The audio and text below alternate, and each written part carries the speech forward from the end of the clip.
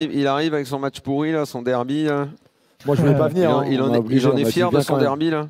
Ah non, pas du tout. Hein. Pas du tout. C'est plus que c'était. Hein. On le sentait venir quand même. On le sentait venir. 0-0 entre City et United. Ah tiens, juste, je précise que dans le gros match portugais du soir, Benfica est allé gagner 4-1 à Porto. C'est une perf notable de Benfica à Porto. Benfica qui prend la tête du championnat portugais. Donc Julien, vas-y sur ton 0-0 pourri. Ouais, j'aurais bien voulu avoir 5 buts moi aussi, comme dans le Porto Benfica dont tu viens de parler, Gilbert. Et ben non, c'était 90 minutes qu'on a perdu dans notre vie, hein, à vouloir regarder ces deux équipes moyennes finalement. Voilà, c'était un match moyen de deux équipes moyennes. Donc City, il n'y a plus de football à City, c'est fini. City, ils ont beaucoup de ballons. Football, alors, ouais, Guardiola était content, il a dit on a contrôlé. Ouais, bah t'as contrôlé rien du tout. Enfin, t'as contrôlé le ballon, quoi. Mais c'est tout ce que t'as contrôlé.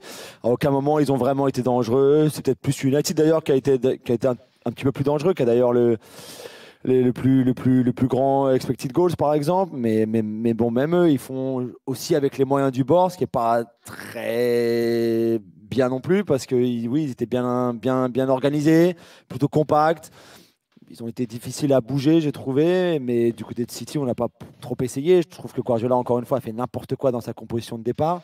De mettre aucun joueur avec un peu de vitesse. Tu avais Bernardo Silva, Foden, De Bruyne, ça marche. Gundogan, il est moitié retraité déjà. C'était Marmouche qui essayait bien, le pauvre tout seul, de faire bouger un peu tout ça, mais ça suffisait pas. Où était Savigno, où était Doku, même Grealish. Je comprends pas du tout ces choix de Guardiola, encore une fois.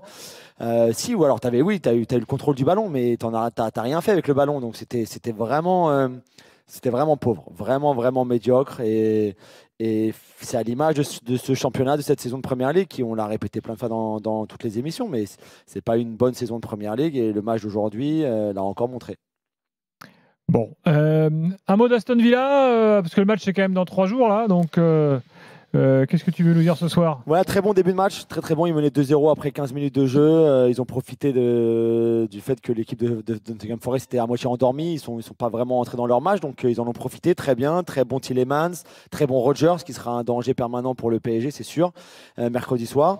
Et puis après, tout s'arrête en seconde période, quoi. C'est très bizarre, mais finalement, c'est un match qui résume très bien la saison d'Aston Villa. Ils sont 6e en championnat avec une différence du but de 0. Voilà, c'est ce qu'ils font.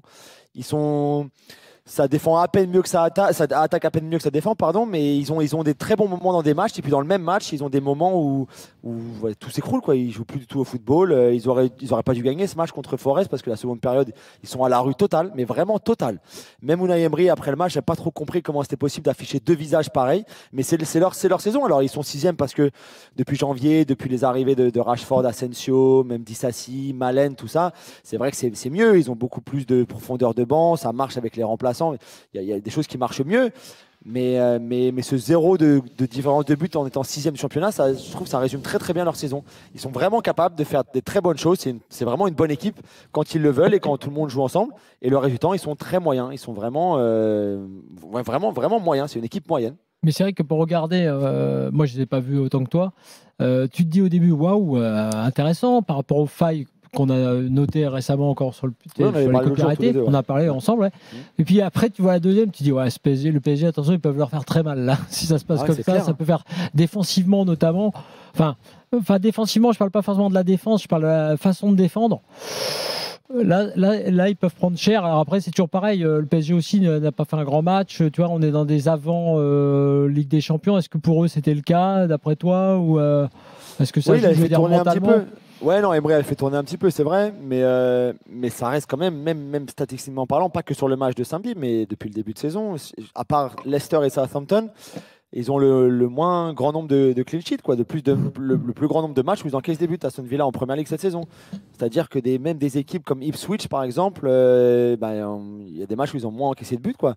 Et donc c'est assez incroyable que ce qui a pu faire la force d'Unai Emery quand il est arrivé, notamment, il jouait très bien le hors-jeu, par exemple. Défensivement, c'était vraiment solide. Cette saison, pas du tout, mais après, ils ont d'autres forces maintenant, notamment avec le ballon et en jouant vers l'avant. Les coups de pied arrêtés aussi, dont on parlait l'autre soir, et ce sera encore le cas mercredi. Mais c'est vrai qu'en termes d'équilibre, parfois, c'est compliqué. Alors là, Camara n'était pas là, et Camara, c'est vraiment, pour moi, avec Rodgers, c'est les 2 meilleurs joueurs de la saison. Il fait énormément de bien. Il l'a fait tourner, c'est ça? Il l'a mis sur le banc. Il l'a mis au repos.